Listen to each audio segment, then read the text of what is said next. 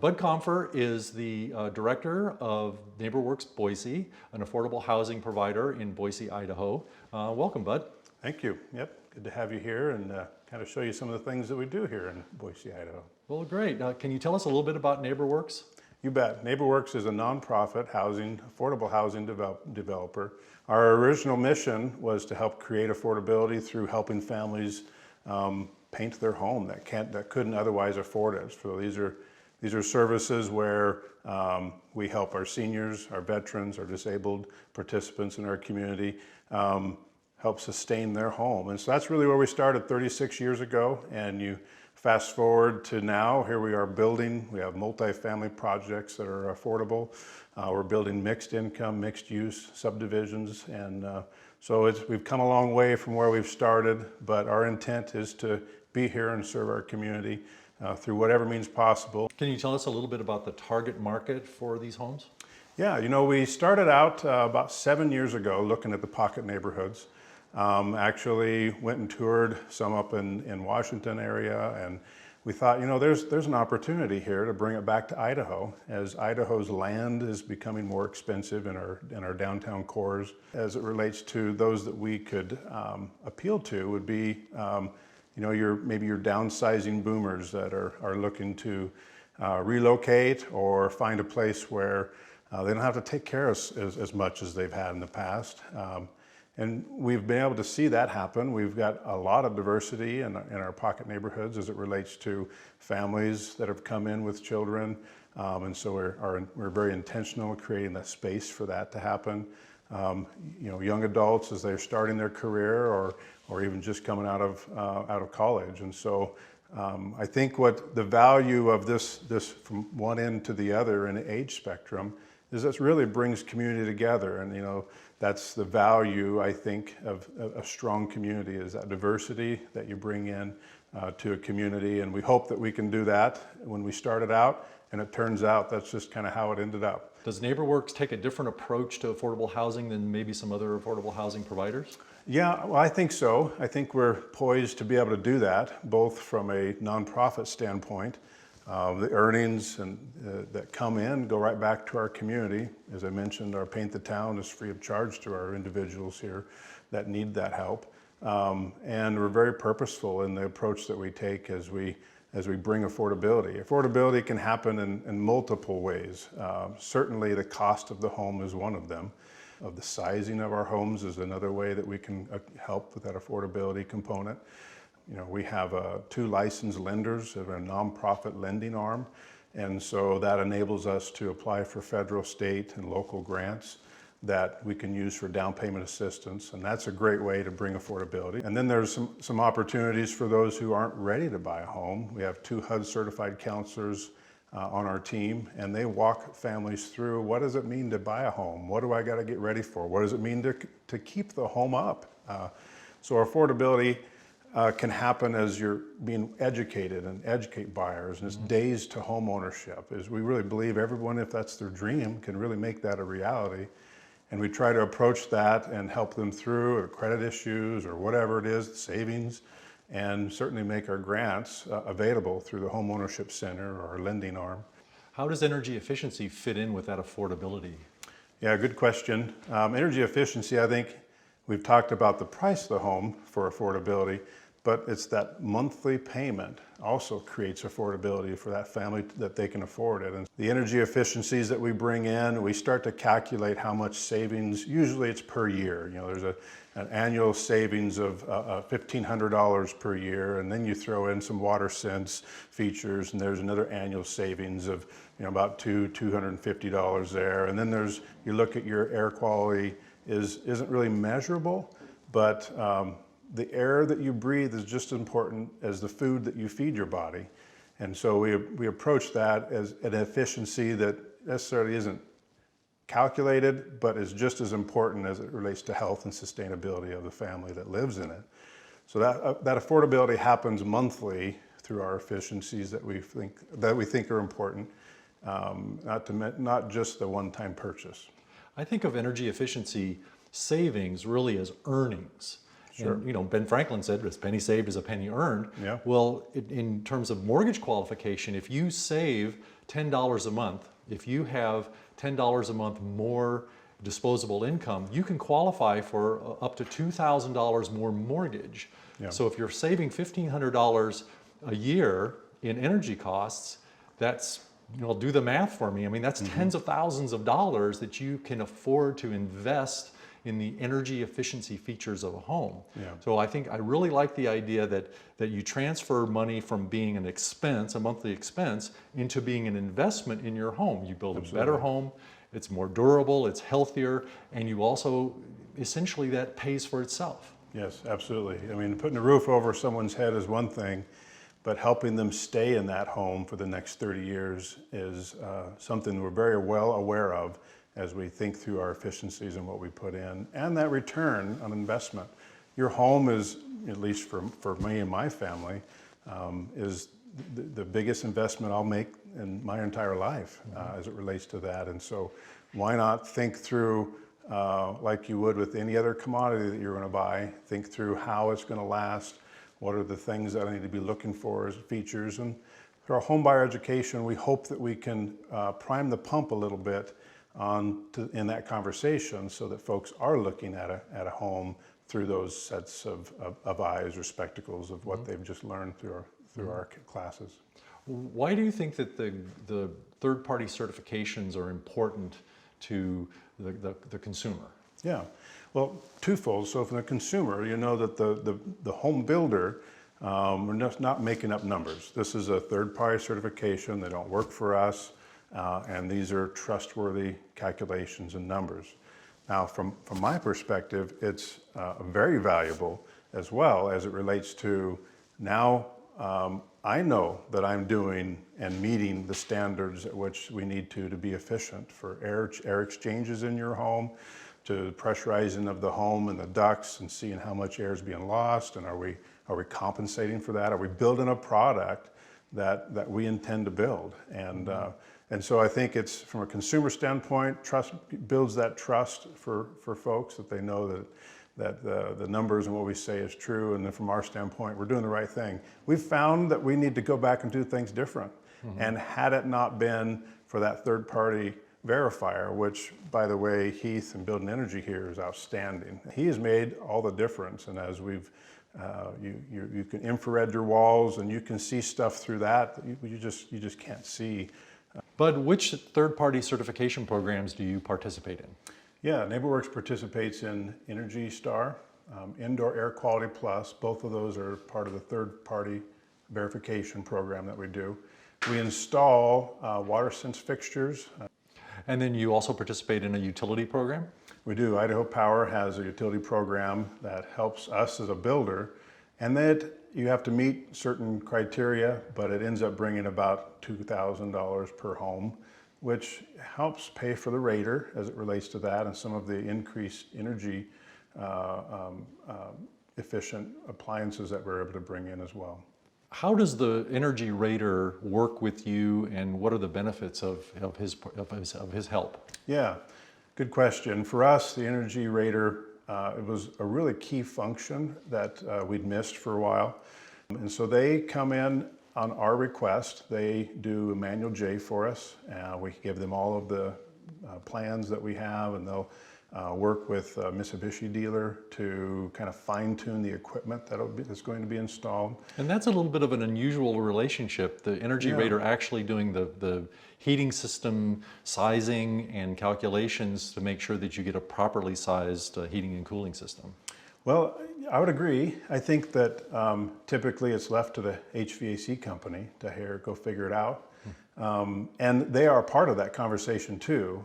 I think our building rater starts that conversation where here's where we see each room needs this number of air exchanges, and here's the sizing of those ducts. And so for us, it's been a shift as to maybe in the olden days, you kind of say, it looks like a 2-ton or a 3-ton unit.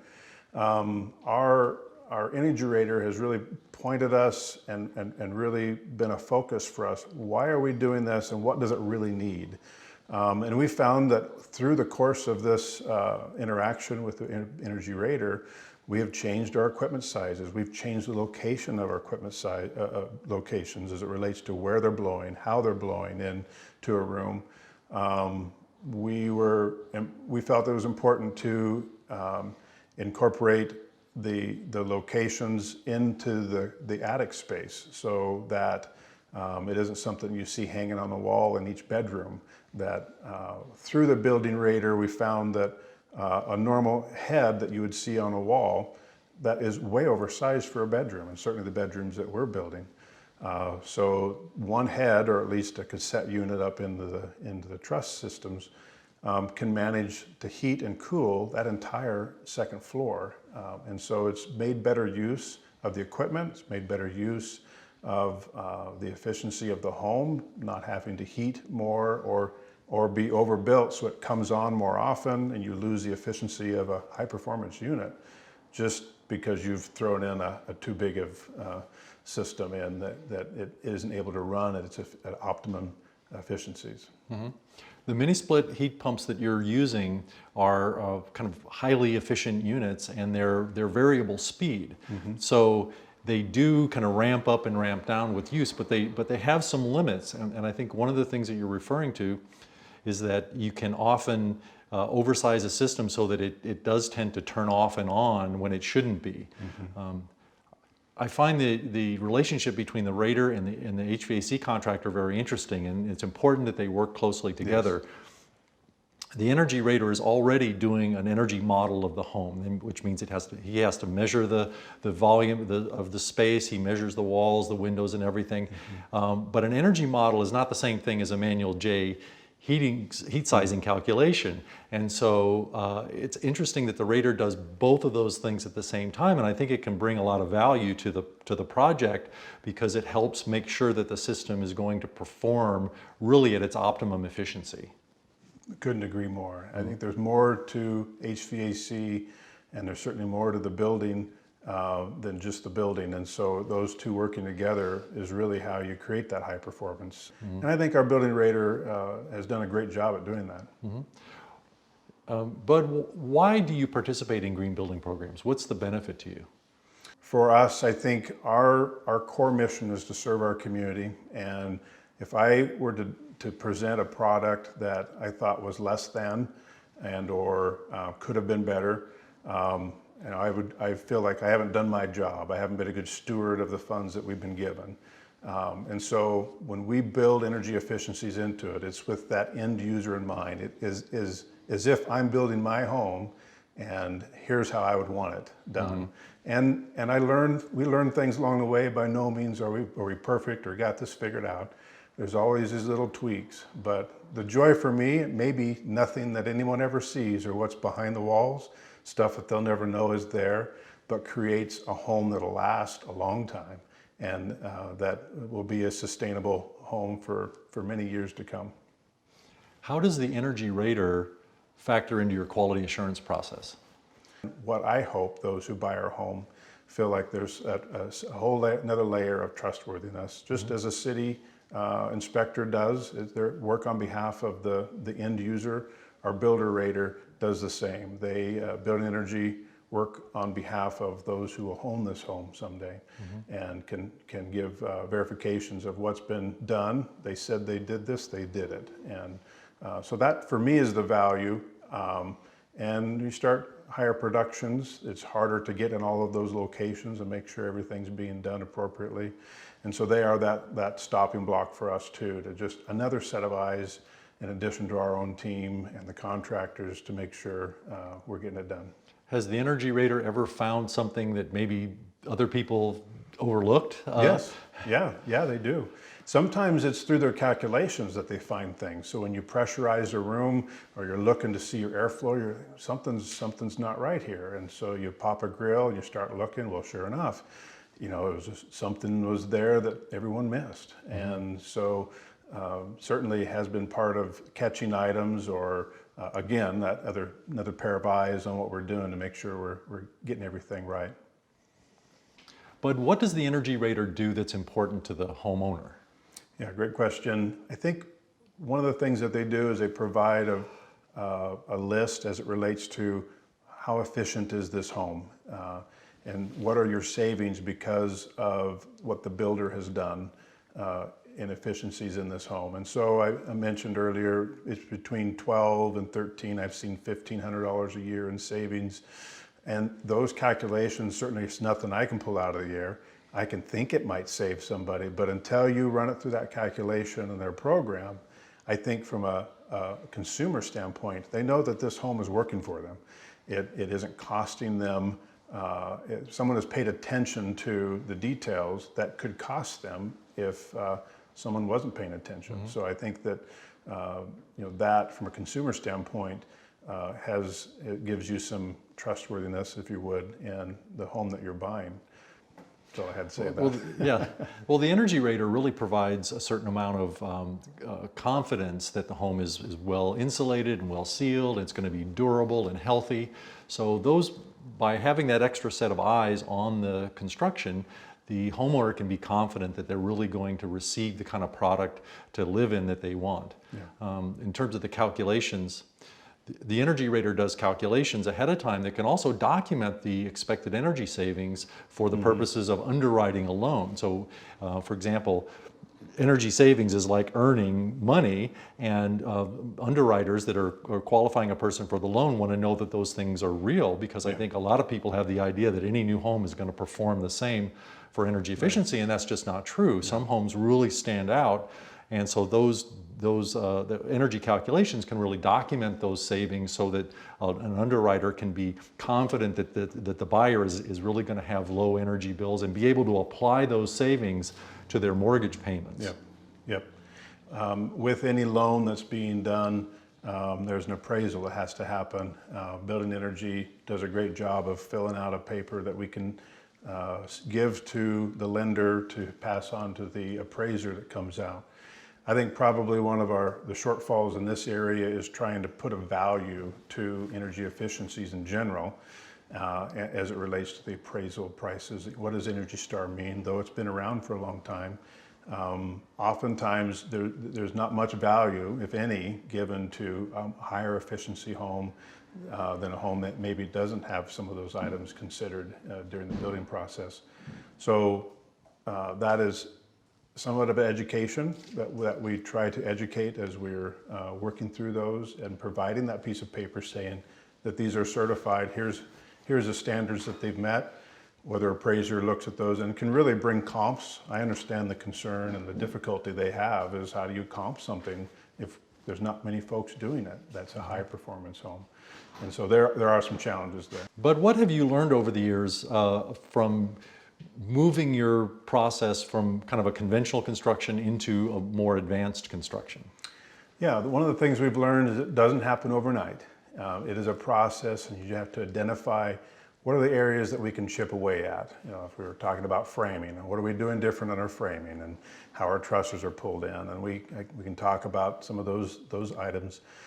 But we knew there was more to that. There was more to how we're sealing, and how do we figure out a way to make sure those items are being consistently done, and that we can verify that they're being done.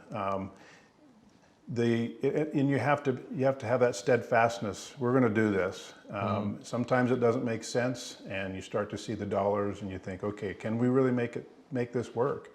And so I don't think it's something that can happen overnight. I think a builder looks at those advantages and say, you know what, these are the 2 things out of the 5 that I know we can do. Let's start with that. And then you work your way through those, and you can just slowly add. And I think you build momentum, feeling like you've had some success. Okay, we can do this. You're training an industry. If this was easy, everyone would be doing it.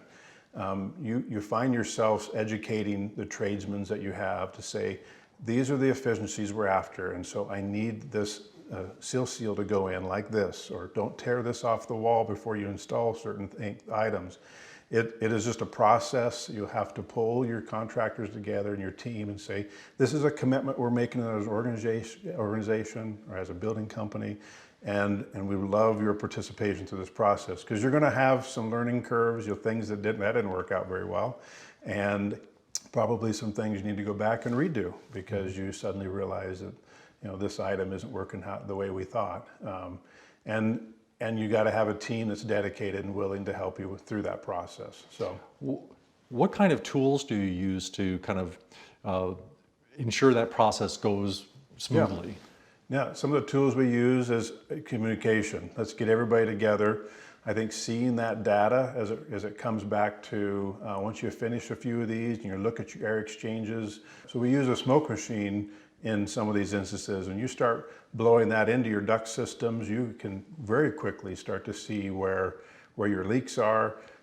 And even though everybody's intent was, I've got this covered, we're going to be okay, and you put a smoke machine in there and everyone's eyes go, oh my, we missed a few spots. And so that's a vivid tool that you don't have to use very often, but it just is a good illustrator when you pop the crawl space lid and you've got this plume of cloud coming out of your duct systems. You realize, okay, we've missed a few spots along Do you the way. have process tools, checklists and things like that? We do. For each home, we have a 50-point checklist that happens prior to move-in. Throughout the process, as we go through framing, our verifiers actually help with some of that as they come out and run through their checklists. Boise is in a cold climate. What kind of features are you planning and designing into the homes to accommodate the cold climate? We've increased our insulation values.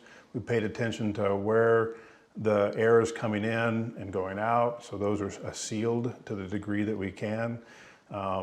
We've made sure that the windows that are being used are appropriate. Our HVAC systems are a cold climate heat pump, and actually they're also elevated. We mount them on the wall versus putting them lower, so they're 3, in some cases 4 feet off the ground. But customers today are really kind of looking for green homes. What do you think are the advantages of a green home for the people that you see as your customers? Sure, we're very cognizant of what we put into the home as it relates to materials being used. I think one of the standards is a low VOC paint, but also the timber that's being used, we're using a pressure treat that's eco-friendly, if you would. I think it's important that we take care of the waste that we provide here on site. We roll that from one house to the other and try to use up as much timber as we have on the next project. You always need little pieces. Green to me also means that you're effectively have controlled the water penetrations in your home, so that'd be through your roof or through your exterior siding, that those are caulked appropriately. Mold is a concern, and you got to really pay attention to that. And that doesn't happen when moisture doesn't enter the home. And so those are key functions, I think, as it relates to building green. What are some of the other benefits about durability or health or to the customers? Well, some durability is a pretty big issue for us as it relates to the degree we can help a family buy a home that to make it affordable. I mean, so your affordability happens, I think, in durability, in the sense that this home isn't nickel and diming you. Your home should work for you. And in our budgeting courses, we talk about planning for the future and being a responsible homeowner in these ways. But we can do, from a builder standpoint, we can get them started utilizing some materials that will just have longevity in its value, in its face value. As an example, these countertops are going to last a long time. You can put things on them; they're not going to bubble, and stain or scratch. And we try to provide a product that is highly durable and can meet the needs and challenges of a home and raising a family in a home. And ventilation is really important for health. Yes, it's something that's overlooked periodically. And I think that's where the third-party verifier, somebody who has the tools that can find and measure the air exchanges that happen in your home. Boise's in a climate that periodically you'll get smoke, either from local fires or out-of-state fires, or it just settles in our valley. And so there are times that being inside is better than being outside as it relates to that. Well, if your home isn't a healthy home to be in, then that doesn't help your family. And so we feel that this home should be your shelter. It should be a place that you can go and feel safe, and it's working for you, not against you. We're here at NeighborWorks Boise's new Flourish development. This is one of 7 that we've done. We've got another one on queue. All of our communities are from a 9-unit subdivision all the way up to a 39-unit subdivision. And the way they interact for us is really critical. The privacy, the private patios, the large front entries as they address that common space. But we certainly couldn't do any of that without all of our partnerships. And that, I think, gives us a better building product at the end of the day. Some of those partnerships are Idaho Power, as they've come in and help offset the costs to building higher efficiency homes. Other partners are Jordan at Quality Heating, who's come in to really help drive the installs. You have Greg from Mitsubishi that's come in working with the product as it comes off the assembly line. We even know to some degree what to expect in coming years. And so there's some value to having people at the table that can watch out for the interests and know where you're heading and speak into that. And NeighborWorks is a green rated company through NeighborWorks America. So NeighborWorks America is a congressionally chartered, it's a 40-year-old nonprofit that Congress looks to build affordable housing in our nation. And so we're a charter member through them that brings the resources and to build in areas that need homes built. These homes are built on slabs, but the slabs are quite high off the grade. Can you explain what's happening? Bet. So it is slab on grade. However, we're building to a proposed floodplain level. And so our slabs are a foot above the proposed floodplain for this area. And so one of the ways we can accommodate that is obviously take the value of a slab, and moisture is not penetrating, and we've elevated it in this case. Giving them an opportunity for a front porch where they can get to know their neighbors.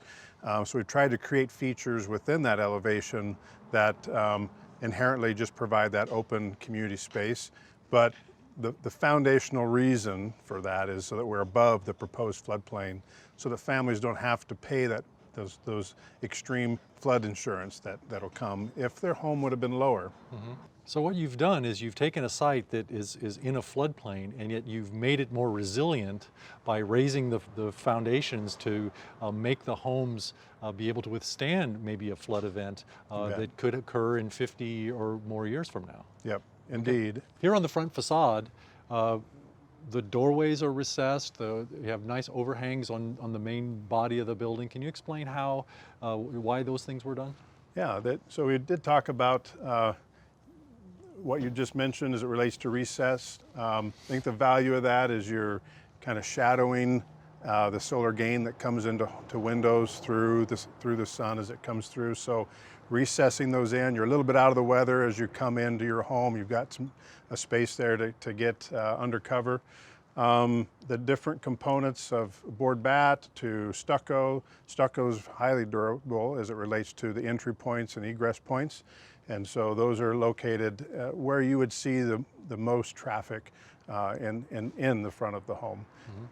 Mm-hmm. We thought wood was a good component to treat as an accent as well. And so our railings are designed that way, the entry points, and you'll find that wood and metal mixed out throughout the subdivision, different access points that provide at times shade for homes or shades for the windows as that solar gain, but also give a nice added design feature. Mm-hmm. And the roof slopes, you have a single slope roof here facing this direction, and all the units seem to have some thought put into which direction the roof was facing. What's that about?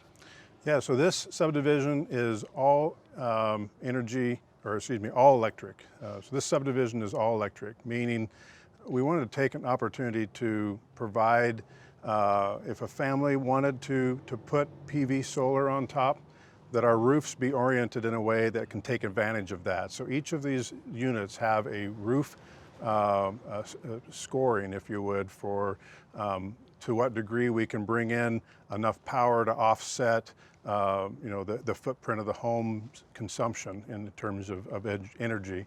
So that was part of the design. We didn't want them to look all the same. So how do you create a way for maybe these middle units to still have the same function and ability to provide PV solar where those that naturally face the sun have a little more advantage there.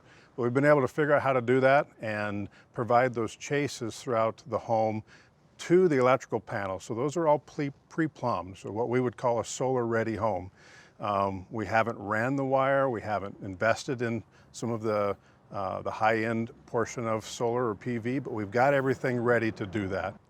So if you want to make a home solar ready, you make sure that you have a roof slope that's facing roughly south, maybe within 30 degrees of due south.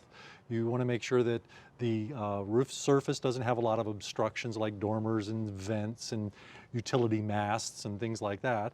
You want to pre-wire. In your case, you ran a conduit down near the electrical panel so that you could run wires at a later date. So those are all the things that kind of make this solar ready. Yeah, couldn't agree more. And we're not professionals in that, so we really had to partner with Love Light Solar, helped us come in and think through this process. Anytime you're building a higher efficiency home, you need these contractors to come in. So our electrical contractor came in, and what does this look like? How do we accomplish what we're wanting? Disconnects have to be located for the fire department to come in and disconnect. Where's the most efficient place for that to go? And so it was a team of folks that came in to make these happen, but certainly couldn't have done it without Love Light Solar as it relates to their expertise. In fact, as we do our design consultation, we really give them, as the professionals in this arena of solar and PV, the floor space to come in and talk to the home buyers and say, is this something that would work for you? Now, we know that solar can be expensive, and so we really tried to look for a net 30, a net 60, or a net zero, or that the PV panels are providing 100% of the energy that's needed. And so there's different price points for families to kind of think through what makes sense for them right now. And it might be an investment in the future. It's really critical to engage the trades early on in the design process. And Absolutely. you've done that with the solar contractor to bring them in early on to make sure that they had the space that they needed and that you could accommodate all the different elements that were needed to make it solar ready. It's also important to do that with the HVAC contractor and with the plumber and the electrician sometimes. So at the beginning of the process, it's good to have a team meeting. We call it a green team meeting. Can you tell us about that? Yeah, and not always is it all in one setting. To the degree we can, we love doing that. Building Energy actually hosted one of those meetings as it relates to how are we going to build our HVAC units and our building envelope. And that was a great opportunity for a manufacturer to come into the room with a wholesaler, with a contractor, with the builder, and our design team to think through how is this going to work inherently from beginning to end.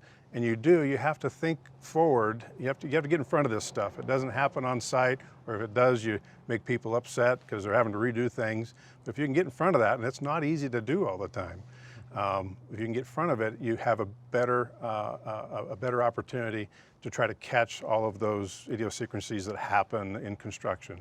And I can't say we've caught them all, but we've sure tried to catch as many as we can by getting everybody at the table to think through them. And the value that they bring to this is absolutely critical. They do it every day, and they'll catch something. Well, that doesn't quite work because of either a new code that came out or just how the function of the unit won't allow for certain outputs. And so I don't know that without the team coming together to make that happen. Mm-hmm.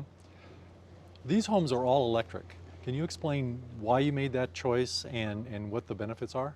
Well, we wanted to do a solar-ready product, and we thought that this would be a great opportunity to provide for that. This land actually had never been built on as far back as we could find when we do our phase 1 environmentals, and it was positioned in a way that the way that the sun came across that property, it provided ample opportunity for each unit to have that solar space. And so really taking that on, already building a high efficiency home, what else can we do to help the homeowner begin to have maybe further sustainability in the sense that they're not making not making payments on the energy if solar is an option for that family. So providing options, not everyone takes advantage of those, but some may in the future. Water conservation is really important. It's getting more important every year. about 60% of the water use in most homes is outside the home for the landscape, especially in a dry climate like Boise. Can you talk a little bit about the landscaping and how that's done? You bet. What you'll see here is very minimal grass. We have a lot of drip system space, a lot of rock feature throughout the subdivision. I always want to make sure I can throw a football somewhere, so you need some grass, and that brings inherently just that feeling of home. But we've minimized those locations, and I think that's where a pocket neighborhood, that cluster of homes centered around a common space, provides that area for football or kids to play and enjoy the outdoors. Yeah, for the landscape, plant selection is really important, and you've got a very small amount of turf. Turf's very water hungry, so you've minimized that. You're using some shrubby plants, and here's this kind of fruit tree here that is going to take some water, but will also grow up in order to shade the front of the building, but it won't grow up so high that it will shade the solar panels. Yes. So it's kind of a mid-sized tree. It looks like probably a prune or a cherry to me. Yeah. So, you know, it's one of those careful selection things that you can make early on with an eye to the future. Yeah, indeed. And those are part of the discussions as you try to develop a subdivision. You can take them and put too much in, I think, and we've probably done that in the past, but to have them right-sized in the right locations and is imperative. It's subtle, but there is one distinguishing architectural feature in that unit right over there. It's at the top of the wall, a little parapet wall. Yes. Was that to just distinguish that from the other units? Combination. So that parapet wall does act as, I'm a standalone unit. I'm different than the surrounding, but behind that parapet wall, what you don't see is our HVAC system that hangs up there.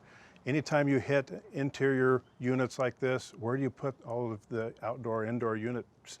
Where do they connect and how can they connect? So in this case, we were able to put a little parapet there that allowed for that HVAC system to be installed behind it with appropriate drainage, and that can be accessible by a ladder pretty easily. But this home is intended for a family. About how big is it? Yep, this one's about 1,500 square feet. And this subdivision was designed to be more family interactive as it relates to that. I mentioned that we have home buyer education, our home ownership center. They counsel folks through, last year was about 180 families purchased a home, and not just through us, but through the valley. Some of the feedback we saw from that over the last few years have been, we need homes that are a little bit larger. And so our normal footprint is from 678 square feet, so a pretty small, efficient home, to upwards to 2,000, depending on which subdivision we're in. Those are mixed incomes, mixed use at times. But the value here at Flourish was we wanted those 3 bedrooms. We even have 4 bedrooms here. So it is more of that family-oriented subdivision, which hasn't always been the case for NeighborWorks, but we made an emphasis here to bring that product type to the market. One of the key elements in a green home is the size of the building itself, because the less space you have to heat, you use less energy, you use less materials in a smaller home. And over time, many families have been raised in fairly small homes. I mean, a lot of us grew up in a family of 6 in a house that was less than 1,000 square feet. Yep. So while under modern standards, homes have grown quite a lot, but the size of the family hasn't grown. Right. So by right-sizing the home, we can actually save a lot of energy and a lot of resources. 1,800 square feet is a sweet spot for a family of, say, 4. Yeah, yeah. Many of the subdivisions that we build are in older areas of the community. And to the point you were just speaking of, those older areas are smaller homes in general. So really, we're looking back at what we used to do and the sizes we used to build, and trying to bring in those energy efficiencies along the way. In a roof with standard framing, there's often very little space for insulation above the top plate and below the roof sheathing. In this case, we can see quite a bit of space there, probably enough for at least an R21 bat to be slipped in that space.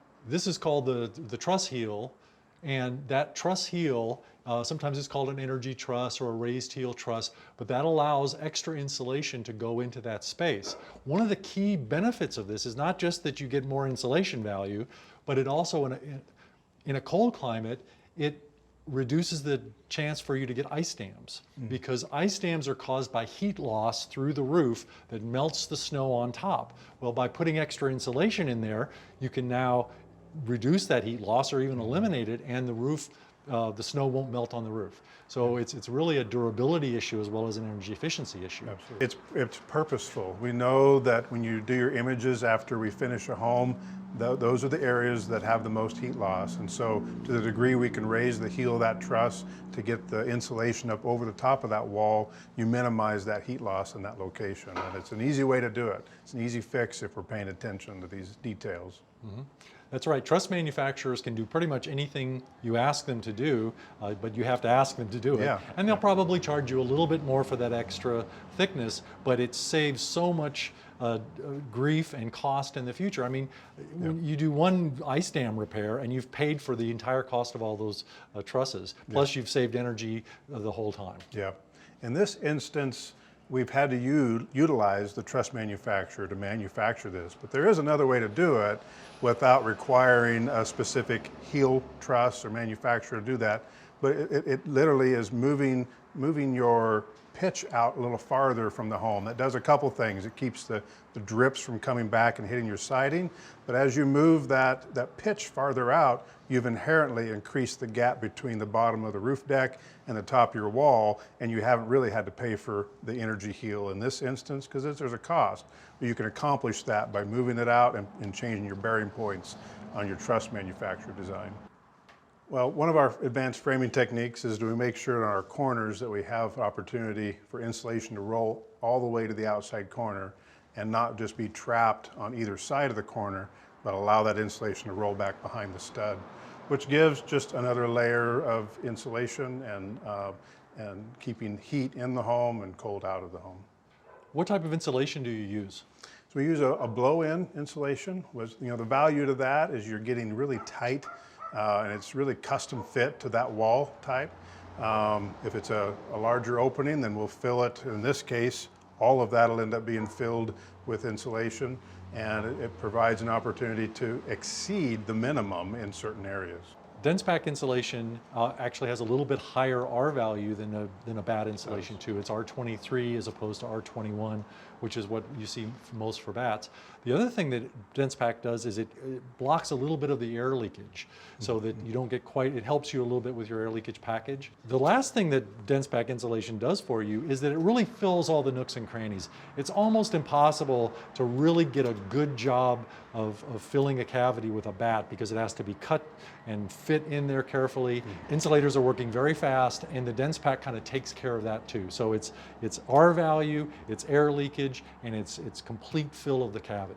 It is, and we love using it. In the smaller homes, we've started using a spray foam, a one layer of spray foam to help us with our calculations as it relates to air penetration. And then on top of that, we come in with the blow-in, so you're able to fill in those cracks. It provides that sound barrier into the home, but certainly adds an additional insulation value as well. Windows are one of the key elements in the thermal envelope of a building. A typical insulated wall can be anywhere from R21 to R50, and so we have lots of insulation and a very tight surface here, but over here you have a heat loss rate that could be 7 to 10 times greater. So windows are an important factor when you're kind of putting this whole thermal envelope together. A few of the features that are important with windows are the number of glazings, the types of coatings on the window, and also the filling between the glass panes.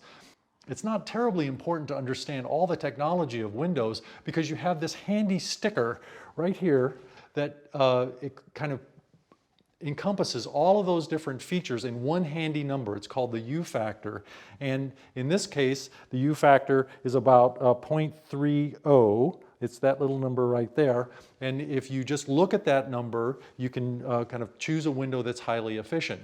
Now, the super high performance homes might have a U factor of less than 0.1. what I recommend people do is find the best double glazed window that you can afford. And that's going to bring your U factor down to about 0.22 or 0.23. That 0.23 window is going to have 2 panes of glass, about an inch of airspace between them. The surface of the window has 2 low E coatings on it, so that you get a lot of heat reflected back into the room. And the gas in between those panes is it's an inert gas called argon. And those features will bring this U value down to about 0.22 or 0.23 and give you probably the best real bang for your buck in terms of affordability in a really high performance window. Bud, what have you done with this window to make it efficient? Well, we think windows are extremely important and part of that envelope, and the argon-filled, double-glazed, keeping moisture penetrations are pretty critical with the flashing on the outside of the window, that they're done appropriate, both for wind-driven moisture and just stagnant moisture or rain. The light that they bring in, obviously you're not needing to use energy to light your home, and so we think that they're important, that they're placed appropriately, they're in the right spot. NeighborWorks, as we build our infill developments, we be very cognizant of where the neighbor's window is. And so when these windows start lining up, how do they lay out through their entire project? And can they get some good airflow inherently as from one side of the house to the other side of the house? And so those are considerations that we look at when we look at our window function. Mm-hmm. One thing I like about this window is that it's fixed above and operable below. So the fixed part of the window has very low air leakage as opposed to operable windows. Yeah. And it's important to note that you don't need to make every window open and close. And yes. That if you are careful about how you distribute the fixed windows and the operable windows, you can reduce the overall air leakage of the building and still have good ventilation across, throughout the home. Yeah, that's a great point. What about the kind of flashing and the weather barrier? How does the window fit in with the weather barrier?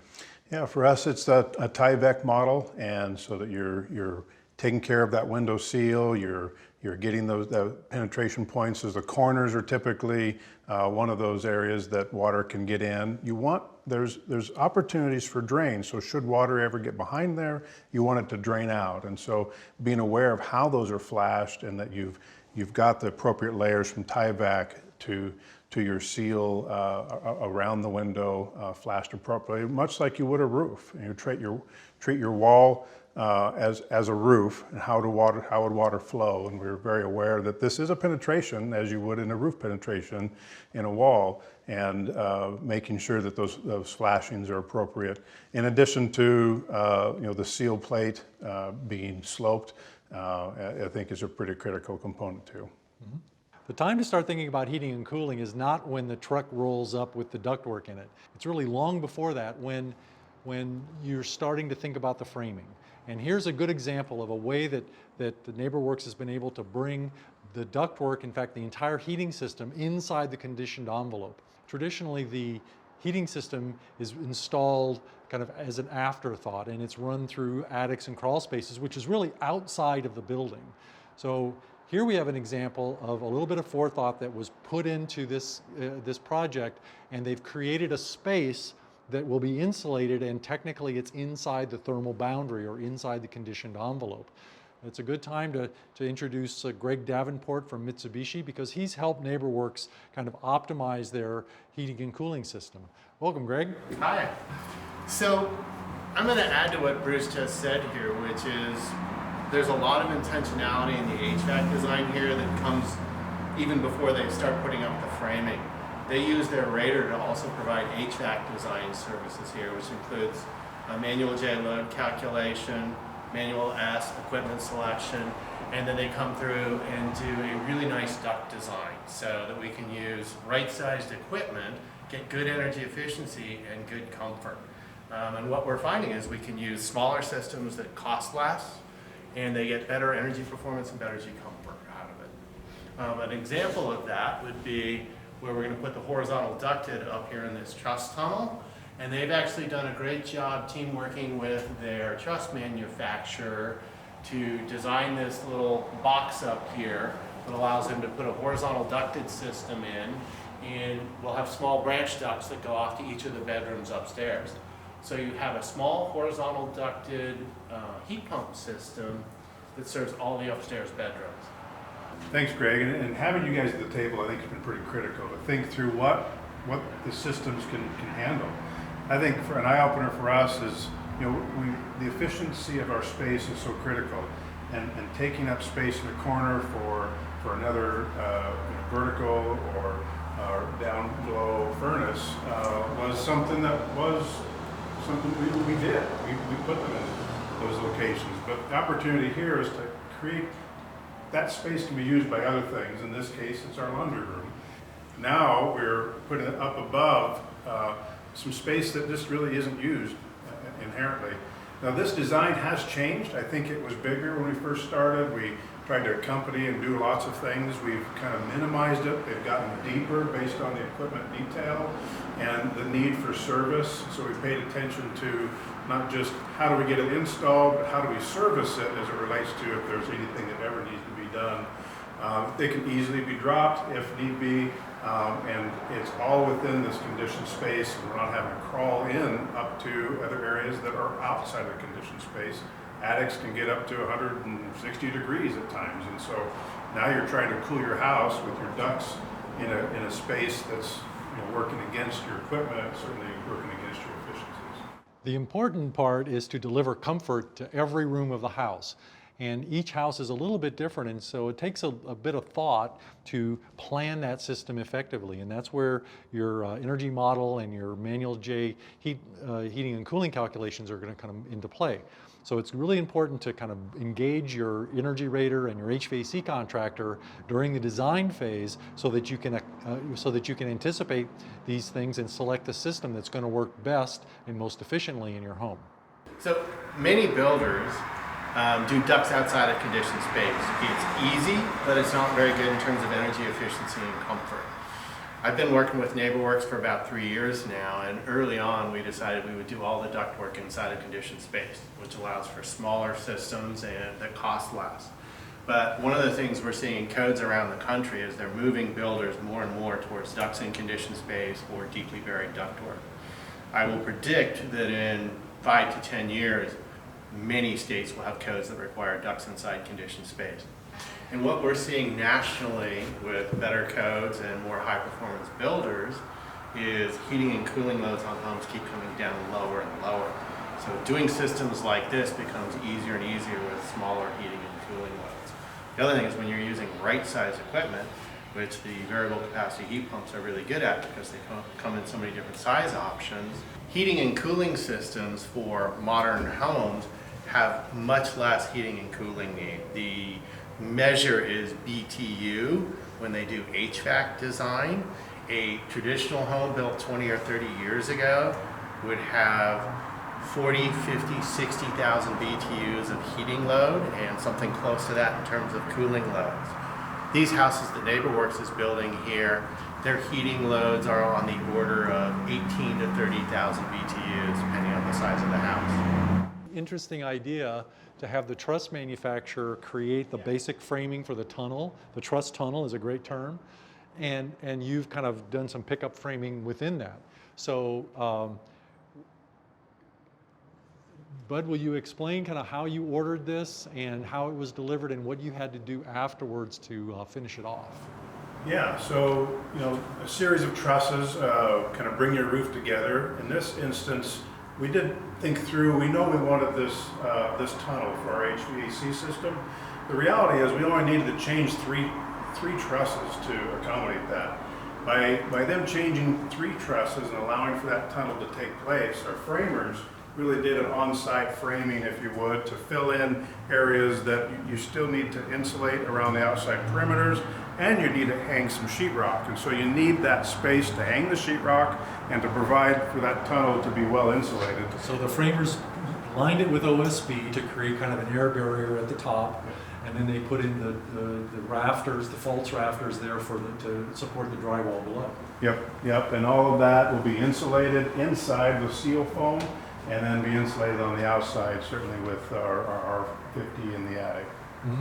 So, R50 of insulation over this entire attic, and you can see on the far side, there's plenty of vertical space because of the way your roof is framed to get the full R50 right up over the outside of the plate. And on the other side, there's the raised heel that gets you, at least R21, which is a pretty good compromise. Yeah. It's a great idea. What's really nice about attic insulation is that it protects you from heat loss in the winter, but it protects you from heat gain in the summer. Yeah, sure and does. In combination with the ventilation, you can make sure that you've got a nice cool roof pretty much all year long. Yeah. But can you speak to the cost and the difficulty with your truss manufacturer of having them make this adjustment? Yeah, the cost is very minimal, under $300 to have those adjustments made, and I want to say it's even less than that. In reality, by the time we add in, you already have OSB on site, you already have 2x4s on site, so that's not a big deal. Making those 3 adjustments was an easy fix. And in some cases, where you would normally put a dormer, so you would move 2 trusses together, I think there's an opportunity as NeighborWorks needs to get a little more height out of it. We've looked at just creating a dormer space, if you would, and then framing in that shelter for the HVAC system. So it'll allow you to actually get up and you're actually standing somewhat inside of a room, but still gives you that energy layer around the roof line. So in contrast to this truss tunnel system that NeighborWorks is using here, some builders will do a drop-down soffit ceiling approach in order to accommodate a horizontal ducting. I want to talk for a minute about the 2 Mitsubishi systems we have here, but before I do that, I'd like to introduce Jordan from Quality Heating. He's been a great team player here with NeighborWorks, with Building Energy HVAC design, and with Mitsubishi doing all the installations here. So on the outside of this house, we talked about it a little on the inside, we have 2 small, what's called one-to-one systems, as opposed to a multi-zone system that can handle 2 or more inside units. And what's interesting, I talked earlier about how the heating and cooling loads on these houses are very small because they're building energy efficient homes. Well, it turns out that that is a 12,000 BTU system here, and this is a 9,000 BTU system here. So the whole heating load for this house on the coldest day of the year is about 21,000 BTU. And what's great about these 2 small independent systems is if you need just a little heat downstairs or upstairs or wherever, each system can give you just a little bit. One of the issues we're running into in the new high performance homes as the heating and cooling loads keep coming down is that on the coldest day of the year, you might need 21,000 BTU, which is what this system is capable. But on all the what we call shoulder season or in spring, when you need just a little heating or cooling, if you don't have good variable capacity systems, these systems will short cycle and go on and off. It's not good for the equipment, it's not good for your energy use, it's also not good for your comfort. So this is a smarter design to use smaller independent systems here for comfort and energy. What's also interesting is the cost by doing 2 small independent systems is about the same as doing a larger multi-zone system. Jordan, do you want to talk about the installation design and working with the builder and the HVAC designer a little bit? Absolutely. So having the 2 independent, just to elaborate a little bit on what he was saying, the upstairs unit might call for cooling, whereas the downstairs unit doesn't need cooling. Having 2 separated systems, they can do that. NeighborWorks is on the leading edge with their low-load homes, energy-efficient homes, but other builders around the country are just a few years behind them. We're seeing this all over the country right now. So these kind of leading-edge best practices that we're seeing here with NeighborWorks are things that other builders, other HVAC contractors need to figure out soon. Jordan, you do a really nice job installing these up off the ground above the highest level the snow could come at. Do you want to talk for a minute about the importance of getting this higher than the snow and why we do that?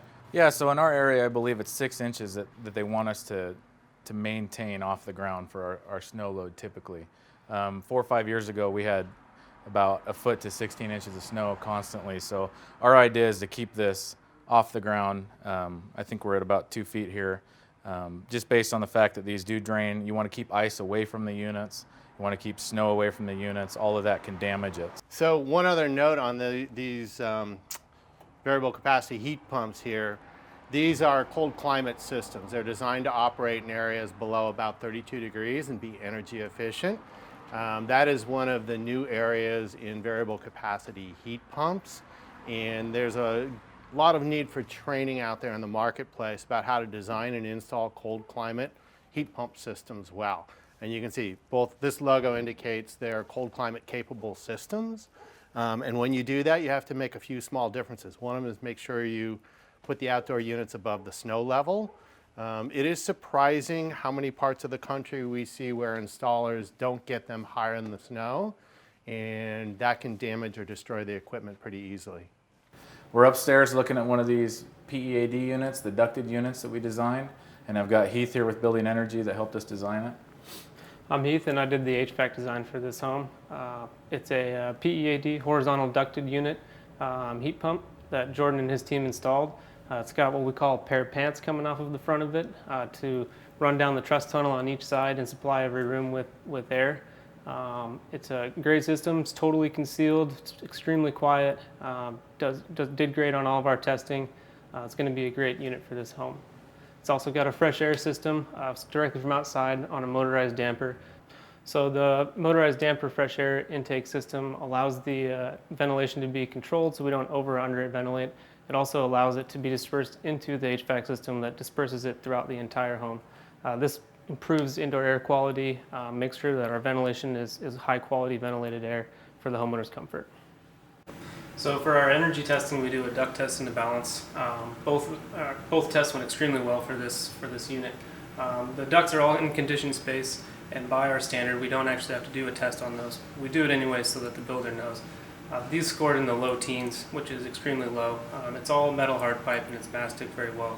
And what that does is it allows the unit that you're paying for, these units are very high efficient. And so when you pay for a unit that's high efficient, if you don't have a good system attached to it, you lose that efficiency. That efficiency goes into the unconditioned areas, and that's all money that you are spending to be comfortable in your home and pushing it to a place where you're not going to gain any benefit from it.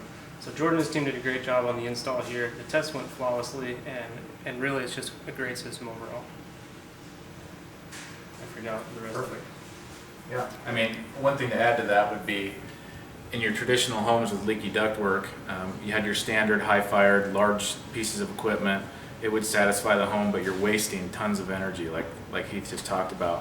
When we started going to high-efficiency equipment, what the whole industry abroad saw was it exacerbated all those problems because it can now vary it down to try to add comfort to the house, but what it was doing is it was just exacerbating the leaks throughout the house. So when we seal things like this, the system size can drop down. You get the airflow where you want it in the house, not to areas that nobody's at, in attics and crawls. With forced air heating systems, you're blowing a lot of air into rooms, and then sometimes people close the door, right? And then what does that do? That traps all the air behind that door. How can we solve that problem? So in this situation, we have, like you just discussed, our centralized return air in the hallway. And what we have above it is what we call transfer grills. So as that door shuts, it still allows a return air pathway back to the unit. Some of the other homes that we're doing, they also have door undercuts, which is something that we'll do just to make sure that you don't get that pressure buildup in the room. What about a jump duct? You can do jump ducts too. And a jump duct you would see it in the ceiling like you do here, and we would jump it back to the main return air. So that's another thing you can do. In these tight coffins, it wasn't really something that we could utilize, but the door undercuts and the transfer grills work great. Jordan and Heath, can you explain a little bit about how you guys have worked together to do the heating sizing calculations and some of the design aspect of this project?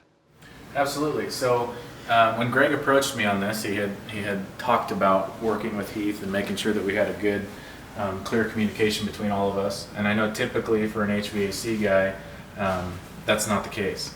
And with Heath, it's been great. We work really well together. Greg's got good designs that have worked in other areas that we've just fit into this mold. Yeah, it's really easy to design these things, but having the design actually fit the construction and the install is where we run into problems, right? I can draw anything. I can draw anything in the world, but it's got to work for him. So working with him to say, all right, this is what we can do, this is what we can't do. Heath, you're already doing an energy model, which requires you to do building takeoffs. How much extra work is it to take those takeoffs and apply them in a manual J calculation? Not much. I mean, we are getting most of that information from the builder already. It actually makes our energy model more accurate because I know what they're going to do from the start, and then I can go out and verify that in the field as they are doing it, they aren't doing it, or whatever correction needs made. And then at the final verification, I don't have to worry as much. Did they change something while I wasn't looking? Because I designed the whole thing from start to finish, and I verified it on the way through. It's really remarkable that you guys have found this way to collaborate together. Thanks a lot. Yeah, absolutely. You always end up in the kitchen. And so here we are in a finished home. And Bud, it looks great. Yeah, thanks. Welcome to our finished product. Some of the things here that you'll see are certainly hard surfaces. We happen to be in a middle unit of a fourplex. And so as we kind of looked at the lighting and how that reflects coming in, we have a light well that was part of our design as it relates to bringing second-story light into that common area, which was really critical for just the natural feel of the home. And downstairs has hard surface flooring. And why did you choose that? Well, allergens is an issue more and more, and so we look for Indoor Air Quality Plus. This is a certification that we're striving for. This is part of it. This is being able to keep those allergens and how you take care of your space. It's pretty easy to hit the standards in a hard surface as it relates to green component versus carpets. You got to be more aware of what you're using and how much of it you're using, the types of threads that are used and or the off-gassing that takes place. So in this instance, the hardwood floor made the best sense for this option. Mm-hmm. Every home needs appliances. And how do you make sure that you get efficient appliances? Yeah, well, everything's Energy Star certified. We pay attention to, again, in this unit, everything's electric. And so we're paying attention to the consumption rates and also noise. Our dishwashers are low flow and are very quiet. So we're at that 38 decibels. This is for us is a good product. And so that you're not trying to talk over it when you're in the kitchen or you're working or you're cooking. Mm-hmm. The Energy Star website is very useful in choosing appliances because one of the things that they do is that they list the top 10% in terms of efficiency. So if you're really wanting to push the envelope, you can just look at that short list of the most efficient appliances that are offered at that particular time. Mm-hmm. Yeah, the appliances are a critical part. We have low flow fixtures here. And what you can't see, one of those things behind the scenes, is as the water line comes into the house, there is a reducer there that keeps track of using too much water. We can reduce that right as it comes in. Yep. So the toilet is a 1.2 gallons per flush. The dishwasher is kind of Energy Star rated, so it automatically has a low water consumption. And then the shower heads and the faucets, correct, would be low flow as well. Yep, that's great. Homes aren't built by just one person or one company. There's an entire team that works together to make sure that the final product is efficient and healthy and durable. And in this team, the energy rater is one of the key players. So Heath Chisholm is here from Building Energy, and he worked with NeighborWorks Boise to put together a package of energy features that worked for the builder and for the kind of affordability target that they were shooting for. So Heath, thanks a lot for joining us. I wanted to ask you a little bit about how you fit into the whole construction process. Yeah, so Bud and the NeighborWorks team has invited us to come to meetings with them to kind of look at what they're doing going forward from project to project and decide, where can they take a step forward in terms of energy efficiency and still make it affordable. So we've kind of been with them from the design process through the HVAC design process and then through the actual final rating. We've helped them a lot, and they've helped us learn a lot about how we can improve building around here and keep the cost low so that it's actually feasible for a builder to say, I want to move forward as far as energy efficiency goes. Heath, it's a little bit unusual for the energy rater to do the system sizing. Can you describe that process, how you worked with quality heating to make sure that worked out? Yeah, it's a service that we offer that we're actually finding more and more we get a lot of business for because there is a little bit of extra build-in that HVAC contractors can sometimes do. We don't have any reason to build in anything. We want to make sure the system is perfectly sized, not oversized, to avoid problems. Bud brought us in on that, and it was really great. It's been really easy to work with them. We've used Greg from Mitsubishi to help us out with some equipment and things like that. And then Jordan has just been fantastic to work with, following our designs, helping me make designs, things like that, and letting me know where my designs work and where they don't work in the construction process. But what do you think are the advantages of working with an energy leader? Well, I think that, Heath and his team has just brought a confidence level, both that we're investing our funds to build this home appropriately. We're not having to take things out and redo things because it didn't work. So we can catch all of that up front on paper. That's easy to work through. And to the details of how the vents blow out and which direction they are as it relates to the comfort level of that room. And those details matter. And the fact that, that Building Energy has been able to take the time to walk through this process. And I can say that that hasn't always been the case as NeighborWorks has tried to develop an energy efficient product. It has seemed like we've just been out of sync. We're kind of working against each other at times. When we found the Building Energy team and Heath, it was just a blessing in many ways that we've got somebody like-minded, paying attention to details, and can be that point person. So I don't get between him and the HVAC guy. That's not where I belong. Those two are professionals, and they can work out the little things that happen.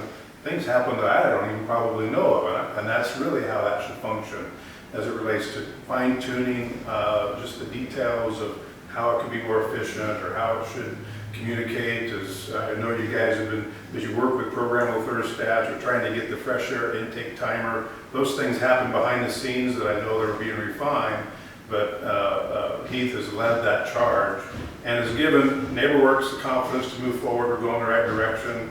It should give the confidence to the home buyer, knowing that they've got a team of folks that are working behind the scenes to make this happen. Much of what we'll talk about and what we've seen, they'll never see. We just know that given the scoring that's done, the pressurizing that's done, that each room is getting the appropriate airflow that's designed by their team, and that it's all met those energy features that we all hope that we do it. A verifier can make sure that that happens, and even catch some things that 5 or 6 other set of eyes have missed up to that point. And so there's extreme value as NeighborWorks has stepped into this project and future projects of having Heath and his team on the front end of that as we start to think about design and how it actually lays out moving forward. Now, Heath, can you describe a little bit about the quality assurance process that you help the construction team implement? Yeah, so we come out 3 times. We do a rough air seal inspection, a rough insulation inspection, and then a final inspection when the home looks similar to what it looks now. At the air seal inspection, we're looking to make sure that things are sealed up, to make sure that we're not going to lose any energy, make sure the framing is correct, and then we can give credit for any advanced framing that the builder does, things like that. For the insulation, we're looking at the insulation, obviously. These guys do blow-in blanket, and in this particular home, there's actually an 1.5 inch spray foam in the exterior walls. Big thing, not a lot of builders are doing that here. Those are the type of things that we can say, okay, you've done this, but you did this slightly incorrect, or you've done this great, we can give you extra credit for that. And then the final testing is truly for the homeowner. It is a big selling point for the builder to say, our homes score this low, this is how efficient our homes are. But to the homeowner, it is quality that they can look at on our sticker, in our certification, at our company and say, I had a qualified third party come verify all the energy efficient features that the builder has advertised to me. What would you say are the key elements of an energy efficient home? What are the things you really have to kind of focus your attention on? Air sealing is the biggest one. You want to keep the air that you are paying to condition. Even if you have an old, inefficient system for heating and cooling in your home, if you can keep the air that you're paying to condition, you will lower your energy bill and be better. Now, if you do that and you couple it with an extremely high efficient heat pump, like NeighborWorks has, you have a very efficient home to start with. So those are the 2 keys. And then, like in this home with the 1.5 inch of foam, that's above and beyond. Those are things that are really going to impact a homeowner's energy bill, even though they may never even know about it. Do you ever see builders using an energy model to kind of choose the level of efficiency, say balance the window U value to the wall R value to the HSBF of the heat pump? Do you use the energy models to optimize those things? Absolutely, that's a huge thing, and we do that for NeighborWorks here. It allows them to get some incentives and things like that for building a high performance home. So we do a lot of trade-offs, and we can see, hey, if you want to increase your efficiency of the home you're going to build, what's that going to cost? We can say if you want to get a new window package, they can tell how much it costs, and we can tell them how much it saves. And if it doesn't make sense, we can go a different route and say, hey, let's go here instead, rather than spend the money for something that's not going to pay off. And Building Energy with Heath and his team has really taken us a step farther in some affordability, both at the time of purchase and the long-term affordability. As a family pays for the utility bills that come every month, albeit they just keep coming. Yeah. Well, there's always an evolution, and so you've been evolving your HVAC systems and your shell systems. Do you see that moving all the way to, say, a zero energy home? Well, I think we're working our way there. And the fact that this home in particular has a blow-in spray foam and the blanket was a test for us to see how does this work, what does it look like, what kind of sound volume are we hearing inside, or comfort level as we follow up with families. The next project is there, and we're already in the planning stages as to what that's going to look like. This is a little easier. It's a one-story. You start getting into multiple stories. We'll build up to a 3-story, kind of a live-work setup. And there's some complexities happen, what you can and can't do at those levels. But you always got to have your finger on the pulse of what could and what are we doing good. In fact, even this morning, how are we scoring with this? How far are we from net zero? What do these things look like? And we hope that we can integrate a few of those. For us to go to solar ready built was a $400 bill, and that made sense for NeighborWorks to be thinking about. If somebody wanted to be net, or at least be able to provide all the energy via a solar panel or PV, a $400 bill is the right way to do that in terms of planning for the future. Because this home should be here. How can we tune it so that it's easily adjusted and or takes advantage of the technology as it changes? Well, you're on the right track. The trajectory is good. You've got a great team. We do. So I think that you're really your next step is probably to go to zero. I appreciate you sharing this all with me and with the people in our class, in our SHP class. So thanks a lot for having us. You're welcome. Thanks for coming.